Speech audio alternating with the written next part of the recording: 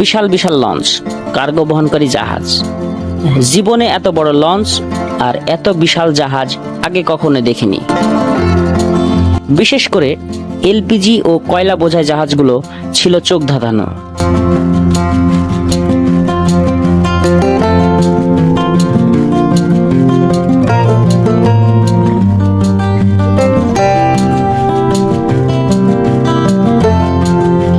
অবশেষে পৌঁছালাম সেই বহুল প্রতীক্ষিত সুন্দরবনের দোরগোড়ায়।